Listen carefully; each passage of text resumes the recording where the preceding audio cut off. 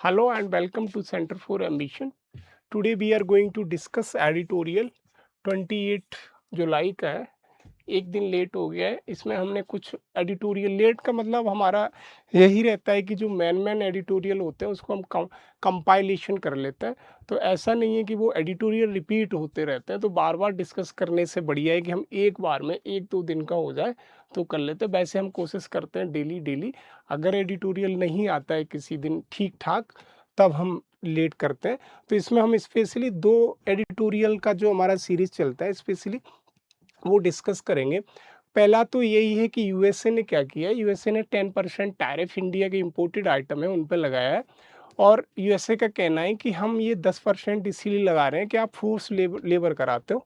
Force labour का मतलब सीधा सा है कि बंधुआ मजदूरी टाइप इंडिया करा रहा है। और ये ट्रेड डील के लिए दूसरा, इसका यूएसए का कहने का मतलब सीधा सा है कि अगर इंडिया का कोई भी यूएसए से ट्रेड डील नहीं है अब तक, जिसे हम फ्री ट्रेड एग्रीमेंट बोलते हैं, तो यूएसए दूसरे शब्दों में कहूँ इंडिया को इन्फोर्स कर रहा है to sign a free trade deal with the India and USA के बीच में। तो अब इससे क्या है, इसके बारे में हम सारा समझेंगे कि अगर 10% टैरिफ लग जाता है, दैट इज टैक्स, सीधी सी बात है कि इंडिया के जो जो भी इंपोर्ट करता है इंडिया यूएसए में आइटम, उन पे लगेगा तो इंडिया पे क्या फ़र्क पड़ेगा। और यूएसए की जो एक दूसरे से कहें कि टैरिफ डिप्लोमेसी या टैरिफ मोनोपोली है, वो कैसे इंडिया काउंटर करेगा। ये हमारा GS2 से हो सकता है और GS3 से भी हो सकता है कनेक्ट। फिर हमारा next chapter two the education ministry. Recently जो हमारे प्रहलाद जोशी हैं, वो हमारे बने हैं कौन, एजुकेशन मिनिस्टर। तो उनके बारे में बताया गया है कि जो हमारे न्यू एजुकेशन पॉलिसी थी, निपुण भारत था, उसके अलावा गवर्नमेंट की बहुत सारी scheme regarding the education reform चल रही, तो उनको कैसे कैरी फॉरवर्ड करेंगे और एजुकेशन में क्या क्या कमियां हैं। तो ये हमारा गवर्नेंस GS2 से भी जुड़ जाएगा और GS3 से भी हम इसको आसानी से कनेक्ट कर सकते हैं। तो इसको हम एक एक करके देखते हैं। एडिटोरियल जो पहला मैंने कहा कि फोर्स लेबर वाला है, तो इसमें देखो सीधा है कि छोड़ो, ये देखो GS सेकंड, इंडिया और यूएस के बीच में रिलेशंस हैं, उन पे क्या इम्पैक्ट पड़ेगा। और WTO का जो प्रिंसिपल है रिगार्डिंग द ट्रेड से, उन पे क्या नेगेटिव इम्पैक्ट पड़ेगा कि ऐसे कोई भी country without the agreement with the WTO ऐसे किसी पर टैरिफ नहीं लगा सकता है। इसका क्या है कि WTO के जो प्रिंसिपल है उनका भी वायलेशन है। और जो मैंने कहा कि जो हमारा GS3 में भी से कर सकते हैं सप्लाई चेन से, यहाँ से ये समझना है। तो इसको सबसे पहले थोड़ा सा मैं समझाने की कोशिश कर रहा हूँ। आर्टिकल में ज़्यादा कुछ नहीं है। आर्टिकल में क्या है, आर्टिकल ये कह रहा है कि यूएसए ने कहा कि हम इंडिया पर 10% टैरिफ लगाएंगे। टैरिफ, टैरिफ का सीधा सा मतलब टैक्स। इंडिया का 10% किस पे लगेगा, जो इंडिया इंपोर्ट करता है, इंपोर्ट पे। इंडिया के जितने भी इंपोर्टेड आइटम हैं जो यूएसए में जाते हैं उन पे लगाएगा। तो इससे क्या है कि जैसे ये 10% लगाएगा तो इंडिया के जितने भी आइटम है वो क्या होने, उनकी रेट बढ़ जाएगी यूएसए में। अगर रेट बढ़ जाएगी तो सही बात है, उनकी डिमांड कम हो जाएगी। अब इंडिया का कहना ये है, इंडिया का कहना ये है इसमें कि आपने हम पर ये जो टैरिफ लगाया है 10%, ये क्यों लगाया। तो यूएसए ने ये कहा कि ये 10% जो टैरिफ हम आप पे लगा रहे हैं इसलिए क्योंकि आप फोर्स लेबर कराते हो। फोर्स लेबर, फोर्स लेबर कराते हो। तो इंडिया ने कहा फोर्स लेबर अगर बात करूं तो और भी कंट्री हैं, जैसे यूरोपियन यूनियन पे आपने क्यों नहीं लगाया, ताइवान है उन पे क्यों नहीं लगाया, बहुत सारे कंट्री हैं, ब्राज़ील है उन पे क्यों नहीं लगाया, बहुत सारे अदर कंट्री हम पे ही क्यों लगाया। तो दूसरे शब्दों में जो इंडिया का कंसर्न है या इंडिया इसको समझ पा रहा है कि यूएसए इन्फोर्स कर रहा है इंडिया को टू साइन FTA, कि इंडिया हमसे कोई फ्री ट्रेड एग्रीमेंट साइन कर ले या कोई भी ट्रेड एग्रीमेंट साइन कर ले। तो ये कह सकते हैं एक तरीके से 10% टैरिफ धमकी है कि हमसे ट्रेड साइन करो। और इंडिया का यूएसए से कोई भी ट्रेड अब तक साइन नहीं है, कोई फ्री ट्रेड एग्रीमेंट नहीं है। तो इसी को हम कंसर्न, इसको हम समझेंगे कि ये एक तरह का टैरिफ वार भी कह सकते हैं कि यूएसए एकदम टैरिफ वार करता है टू कंपल समवन कंट्रीज, हमको कंपल्शन में डाल रहा है, इन्फोर्स कर रहा है कि आप हमारे साथ free trade deal agreement sign करो। तो इन्हीं को हम सारी चीज़ों को समझने की कोशिश करते हो। वही आर्टिकल में सारी चीज़ बताई गई है। उसने ये कहा है कि आप फ्री ट्रेड डील कराते हो तो हमारे पास एक सेक्शन है, सेक्शन 301 हमारे रिगार्डिंग, तो वो कहता है कि अगर कोई कंट्री फोर्स लेवल कराता है तो यूएसए उस पर अनाउंस कर सकता है टैरिफ अपने अनुसार 10%, 5%, वही है।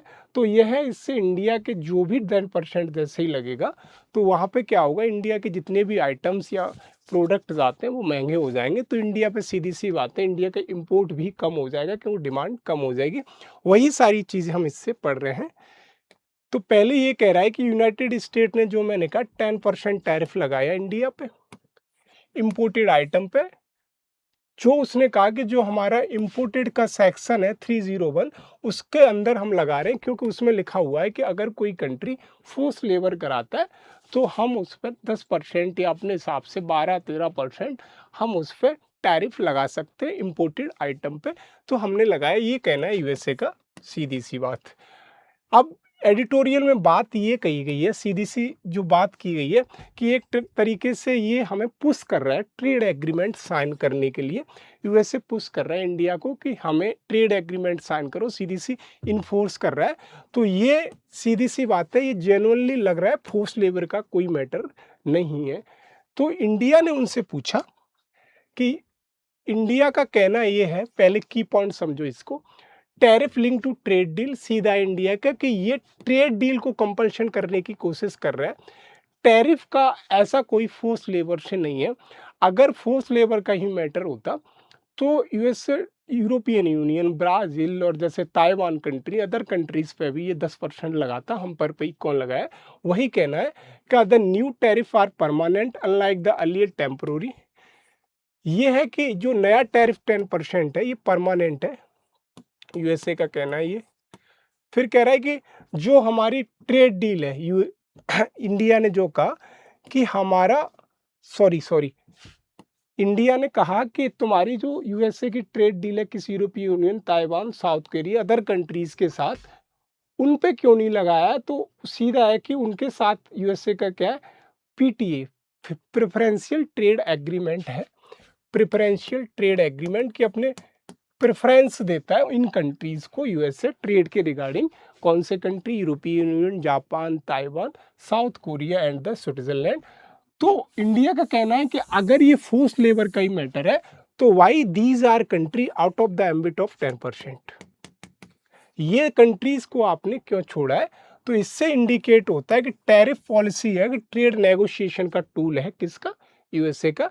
कि यूएसए की जो टैरिफ पॉलिसी है 10% वाली, ये सीधा कह रहा है कि आप हमारे साथ कुछ ट्रेड नेगोशिएशन करो एक सेम प्लेटफॉर्म पे आके। इंडिया की पोजीशन क्या है, इंडिया क्या कह रहा है, India has not been use to using कोई भी force labour yet it face tariff because of the broader US trade policy. India का कहना है कि हमारे पास ऐसा कोई भी फोर्स लेबर का क्लॉज नहीं है। ये टैरिफ हम किस लिए, कि यूएस की ट्रेड पॉलिसी है, सेक्शन, उसने कहा सेक्शन 301, उसकी वजह से हमारे ऊपर लगाया गया। हमारे यहाँ ऐसा कोई भी कंसर्न नहीं है रिगार्डिंग द फोर्स लेबर। ये सरासर झूठ है, ये सीधा यहाँ से निकल के आ रहा है। फिर कह रहा है कि इंडिया ने रिज्यूज किया है propose 12.5% to 10% why prohibiting the import of goods made using labour force. India का जो 12.5 था उसको 10 पे ला दिया।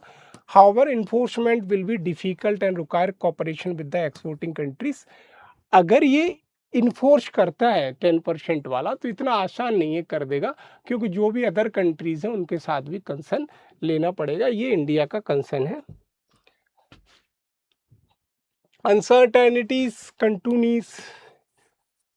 कंटिन्यू कैसे होती है। सेक्शन 301 इन्वेस्टिगेट करता है industrial capacity ongoing, it could be additional tariff, cheating. ये सारी चीज़ें मैं बता चुका हूँ कि अनसर्टेन है, इसमें कोई कंटिन्यूटी नहीं है। कि सेक्शन 301 है, उसने कह दिया परमानेंट है। अगर आप ट्रेड डीड साल कर लोगे ये तो नहीं नॉन परमानेंट हो जाएगा। तो एक तरफ से लग रहा है कि एक तरीके से देखा जाए कि एक तरीके से यूएसए की मोनोपोली है, ट्रेड डिप्लोमेसी है, किसी को कंपल्शन नहीं की। तो इंडिया को क्या करना चाहिए? Should India sign a trade deal? Writer का कहना है कि इंडिया को क्या करना चाहिए, तो राइटर सीधा सा ये कह रहा है कि इंडिया को साइन नहीं करनी चाहिए और अपने जो डिप्लोमेसी, ट्रेड डिप्लोमेसी के इंटरेस्ट है उनके साथ कंप्रोमाइज नहीं करना चाहिए। वही कह रहा है कि India should not rush into a trade agreement merely because of tariff pressure. India को टैरिफ प्रेशर में आके किसी कंट्री स्पेशली यूएसए के साथ कोई भी ट्रेड डील नहीं साइन करनी चाहिए। फिर कह रहा है कि यूएसए की जो टैरिफ पॉलिसी है can change even after agreement are sign, making such deal is none less reliable. सीधा कहता है कि अगर इंडिया मान लीजिए यूएसए के साथ कोई ट्रेड एग्रीमेंट साइन कर लेता है तो उसकी जो टैरिफ पॉलिसी है उसका कोई रिलीवेंस ही नहीं है, लेस रिलायबल है, क्योंकि ऊपर कह रहा है कि एज पर द सेक्शन 301 ये पॉलिसी हमारी परमानेंट है, लेकिन अगर मैं उसके साथ कोई भी एग्रीमेंट साइन कर लूँ रिगार्डिंग द ट्रेड डील तो इसका रिलीवेंस ही खत्म हो जाता है, तो 10% हट जाएगा, तो कैसा ये परमानेंट है, यही राइटर कह रहा है। तो इसीलिए इंडिया को साइन नहीं करना चाहिए। ये सारा इसमें कंटेंट था। छोटा सा आर्टिकल है, इसमें सीधी सी ट्रेड डिप्लोमेसी या ट्रेड बार की बात हुई है। यही है, should India accelerate trade agreement with United States respond to rising tariff barrier discuss. ये आपको बताना है क्या इंडिया को ट्रेड एग्रीमेंट यूनाइटेड स्टेट के साथ एक्सेलरेट करना चाहिए और उसका रेस्पॉन्स देना चाहिए, आपको डिस्कस करना है। तो इसमें सीधी सी बात है कि रिसेंटली का जो केस है उसको हम लिख सकते हैं 10% वाला, कि USA impose 10% tariff in India regarding उसको यूएसए का जो भी कहना है कि regarding the force labour for the purpose of the force labour. तो इंडिया को पहले हमें बता देना, डिस्कस पूछा है कि इंडिया को कर लेना चाहिए। दूसरा, इससे इंडिया को क्या है, इम्पोर्ट सस्ता मिलेगा, डिमांड बढ़ेगी, प्रोडक्ट की मार्केट मिलेगी। दूसरा हम कह सकते हैं, जैसे ही हम 4-5 पॉइंट यहाँ से लिखने के बाद 4-5 पॉइंट मिनिमम लिखने, अगर 150 वर्ड का है, फिर हम कहेंगे कि इंडिया को नहीं करना चाहिए। नहीं करने का मतलब कि इंडिया का जो ट्रेड डिप्लोमेसी उसके साथ ट्रेड इंटरेस्ट है या ट्रेड डिप्लोमेसी उसके साथ कोई भी कंप्रोमाइज़ नहीं करना चाहिए।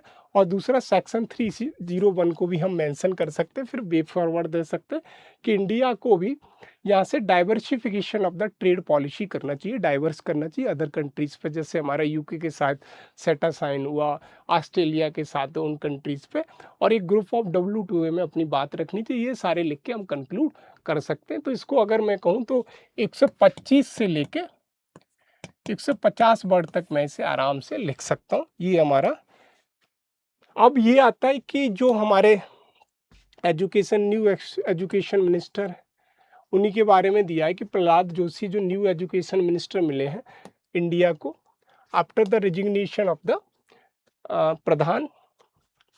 तो ये सारी चीज़ें बताएगा कि ये कैसे एजुकेशन को प्रमोट करेंगे, जिसमें उन्होंने बताया कि न्यू एजुकेशन पॉलिसी 2020 में आई। उससे पहले निपुण भारत जो हमारा आया रिगार्डिंग द एजुकेशन रिफॉर्म, बहुत सारे एजुकेशन रिफॉर्म है, उनको कैसे की फॉरवर्ड करेंगे या कैसे आगे ले जाएंगे, वही सीधा है।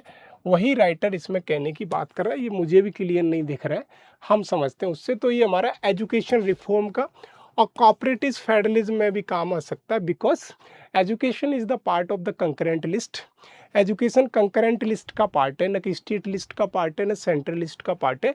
तो यहाँ पे मेरा क्या है कि अगर कंकरेंट लिस्ट का पार्ट है तो मेरा दोनों का कंसेंसस चाहिए, सेंट्रल गवर्नमेंट का, स्टेट गवर्नमेंट का, तभी भी हम एजुकेशन को रिफॉर्म कर सकते हैं। सेंट्रल स्टेट रिलेशन का जो मैंने कहा that is concurrent list. Concurrent list कहाँ से ली गई, दैट इज अपने ऑस्ट्रेलिया से ली गई है। और गवर्नेंस इन एजुकेशन, यहाँ से सीधा सा दिखाई दे रहा है कि अगर एजुकेशन गवर्नेंस की बात हो, गवर्नेंस इन एजुकेशन, तो यहाँ से दिखा रहा है कि जो हमारी एजुकेशन की पॉलिसी है, लैक ऑफ द गवर्नेंस, कैसे नीचे की तरफ हम जा रहे हैं, कि हमारी जो एजुकेशन की पॉलिसीज़ हैं उनकी वजह से हम कोई भी रिफॉर्म नहीं कर पाए। इवन हमारी जो पॉलिसी सर्व शिक्षा अभियान, बहुत सारी निपुण भारत, सब पढ़े सब बड़े, बहुत सारी पॉलिसीज़ हैं, उसके बाद भी हमारा एजुकेशन सिस्टम रिफॉर्म नहीं कर रहा है। और जो हमारी न्यू एजुकेशन पॉलिसी थी 2020 वाली, उसमें ये कहा गया था कि टोटल जीडीपी का 6% गवर्नमेंट खर्च करेगी, और वो हमारा टोटल जीडीपी का 6 नहीं, वो घट के मेरा आ गया 2.4%, even 2.4% of GDP, even in the UPA tenure, this was 4.6%। UPA के 10 और में ये 4.6% था। ये सारी चीज़ें हम बहुत पहले डिस्कस कर चुके। वही चीज़ है कि this is a big question mark on the education reform in India. वही आर्टिकल में कहा है, यही सारी चीज़ें। बाकी इसमें पॉलिटिकल ज़्यादा दिखाया गया है रेदर देन यूपीएससी के पॉइंट ऑफ व्यू से, तो वो सारी हम समझने की कोशिश करते हैं। वही कह रहा है कि जो हमारा न्यू चार्ज लिया है, additional charge education minister, that is Prahlad Joshi. तो वनडे एग्जाम में पूछ लेगा who is appointed the new minister of the education ministry.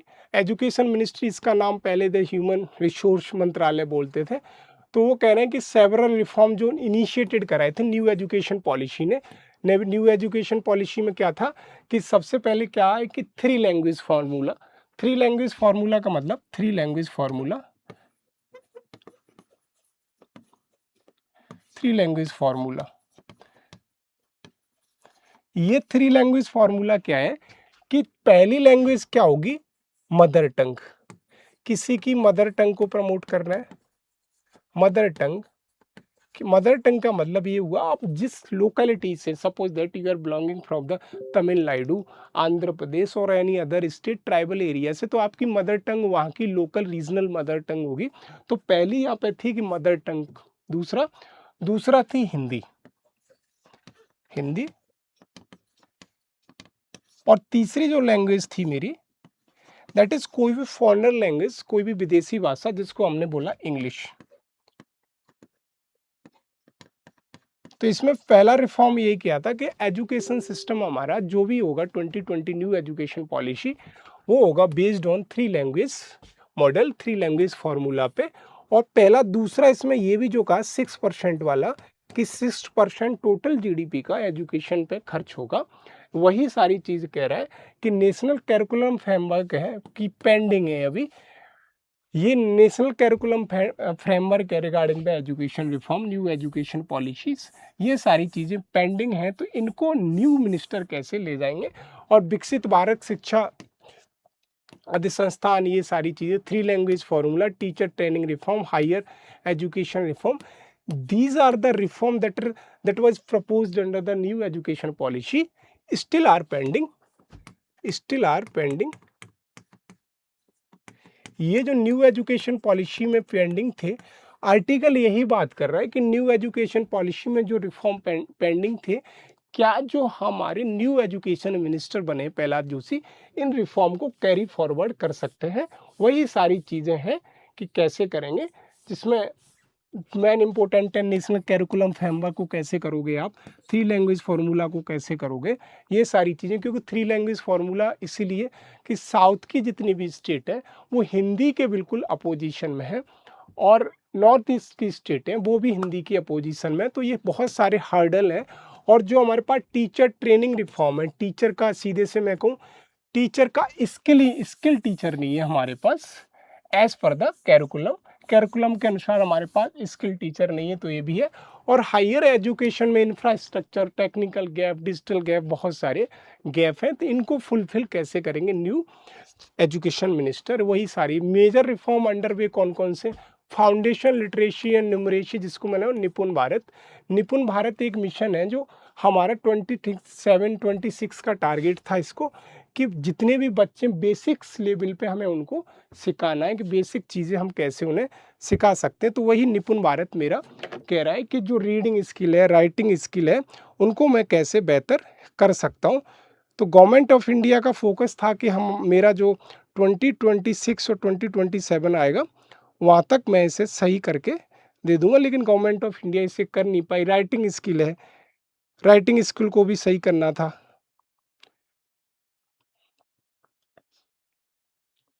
Writing skill को भी सही करना था।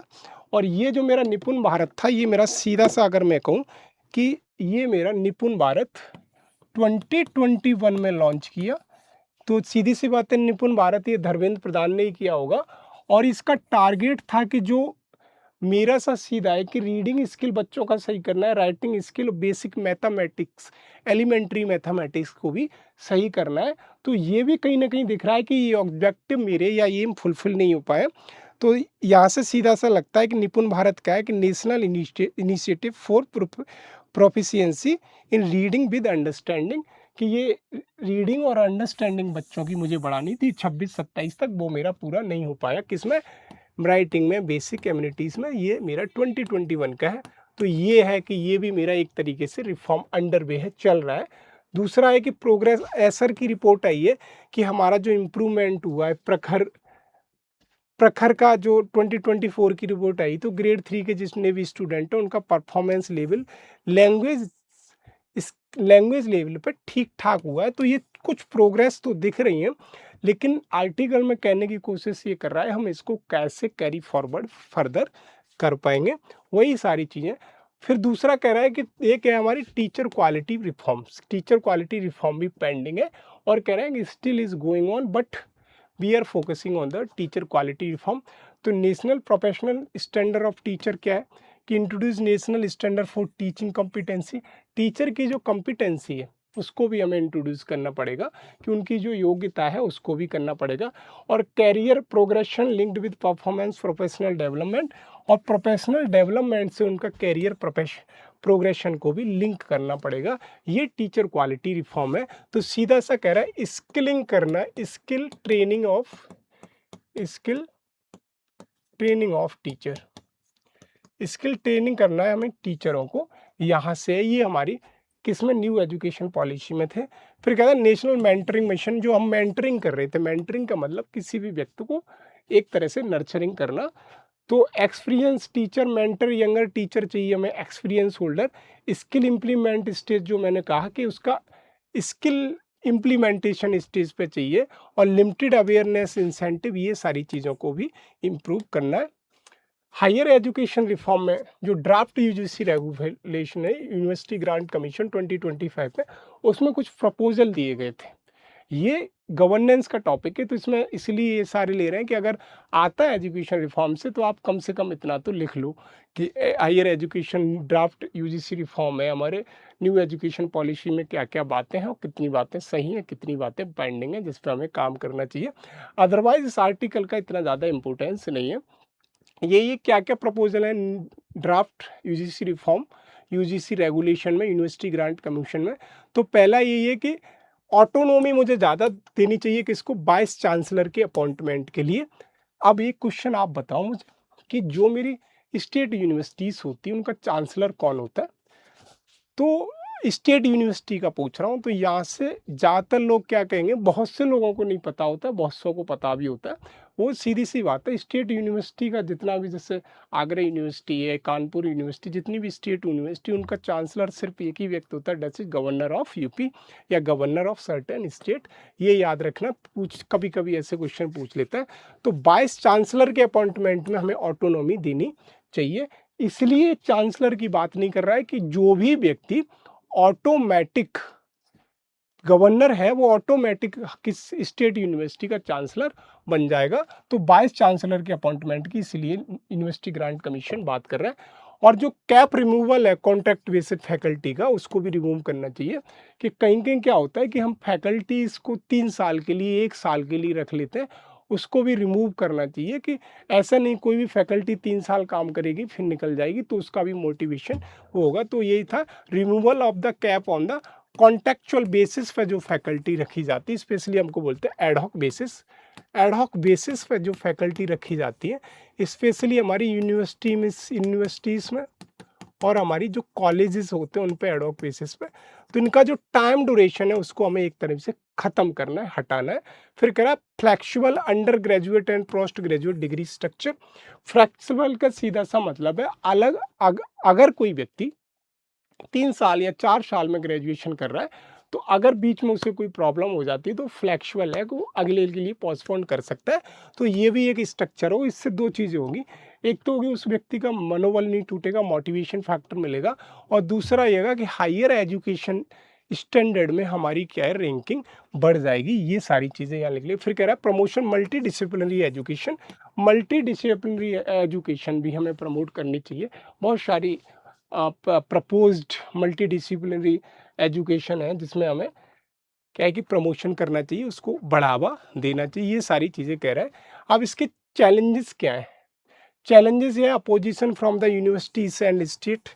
यूनिवर्सिटी स्टेट्स इसका अपोजिशन करती हैं। जैसे अगर मैंने कहा 3 लैंग्वेज फार्मूला अगर यूनिवर्सिटी लेवल पे अप्लाई हो तो साउथ की यूनिवर्सिटीज़ का करती हैं और कुछ स्टेट भी करती हैं। स्टेटों का कहना है कि हमारे, हालाँकि एजुकेशन कंकरेंट लिस्ट का है तो वो सीधा कहते हैं ये सेंटर स्टेट रिलेशन में एक कॉन्ट्रैक्ट कॉन्ट्राडिक्शन पैदा हो जाएगा।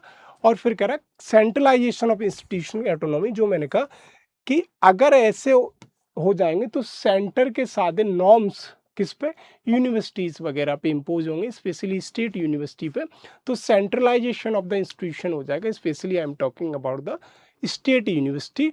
तो यहाँ से क्या ये चैलेंजेस हैं, तो इनके ये दिमाग में एक फियर चलता है कि अगर हमारा सेंटर की हर चीज़ हमारे ऊपर इम्पोज की जाएगी तो सीधा है कि सेंटर हाँ का एक तरीके से सेंट्रलाइजेशन ऑफ इंस्टीट्यूशन ऑटोनॉमी हम पर बढ़ जाएगी। यही सारी चीज़ें इसमें कही हैं। फिर क्या न्यू क्रेडिट फ्रेमवर्क है, ये भी प्रपोज था न्यू एजुकेशन पॉलिसी में।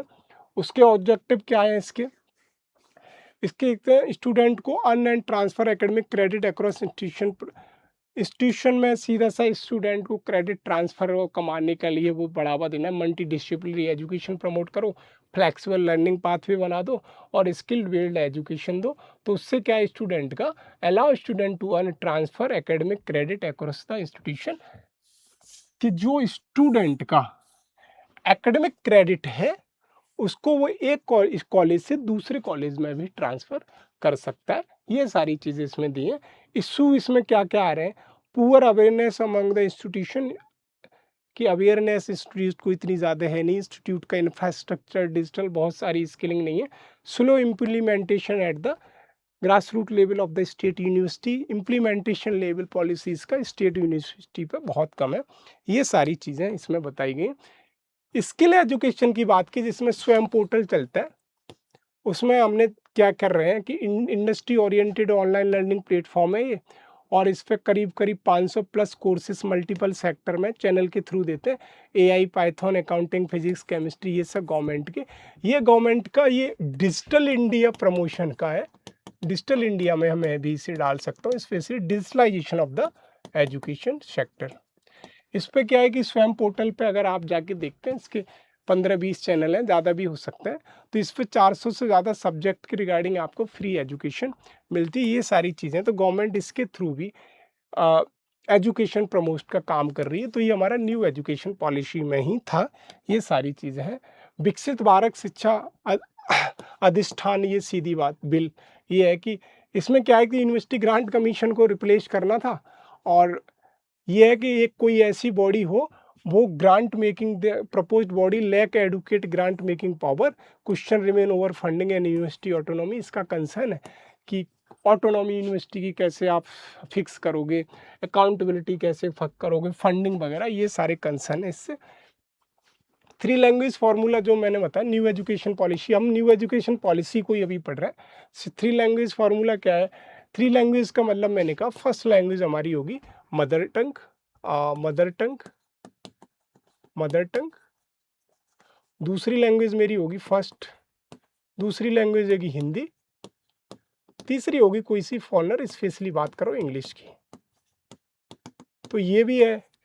तो 3 लैंग्वेज प्रेफरेंस इंडियन लैंग्वेज, और ज़्यादातर प्रेफरेंस जो देंगे हम इंडियन लैंग्वेज को देंगे, चाहे हमारी 22 लैंग्वेज हों कॉन्स्टिट्यूशन वाली, बहुत सारी लैंग्वेज, लोकल डायलैक्टिक्स भी बहुत सारी इंडिया में 400-500 से ज़्यादा लोकल डायलैक्टिक्स हैं, ये सारी चीज़ें। तो इस पर भी कंट्रोवर्सी जो मैंने कहा क्या है, अपोजिशन स्टेट का स्पेशली तमिलनाडु डिबेट है कि फेडरलिज्म को linguistic diversity centre state relation, कि अगर मैं किसी स्टेट पे हिंदी इम्पोज करूँगा तो जायज़ सी बात है उसको एडॉप्ट नहीं करेगा वो, क्योंकि वो सीधी सी बात है, अगर वो कहेगा तमिल तो वो कहेगा मेरी तमिल की भाषा भी तो हिंदी से पुरानी है, और अगर मान लीजिए मैं कन्नड़ भाषा पे इम्पोज करने की कोशिश वो भी कह देगा। तो ये 3 language formula centre state relation federalism पे लिंग्विस्टिक डाइवर्सिटी को भी क्वेश्चन मार्क करता है, because education is the part of the concurrent list. Concurrent list इतना मुझे समझना है, इसीलिए 3 लैंग्वेज फार्मूला, ये सारी चीज़ें इसमें थी। आर्टिकल में ज़्यादा कुछ नहीं था, सिर्फ हमें न्यू एजुकेशन पॉलिसी के रिगार्डिंग डिस्कस किया था कि हमारे जो new education minister specially Prahlad Joshi बनाए गए, तो वो कैसे इम्प्रूव करेंगे, उनके पास क्या स्ट्रैटेजी है, क्या एजेंडा है। तो उसमें सीधा सा बताया गया था कि न्यू एजुकेशन पॉलिसी 2020 जो लाई गई थी, उसमें सीधी-सी बात ये कही गई है, तो जो रिफ़ॉर्म थे, कुछ पे तो काम हुआ है, सम आर स्टिल पेंडिंग, तो उनको कैसे फर्दर प्रोसीड करेंगे। आज के लिए इतना ही, मिलते हैं अगली वीडियो में। धन्यवाद।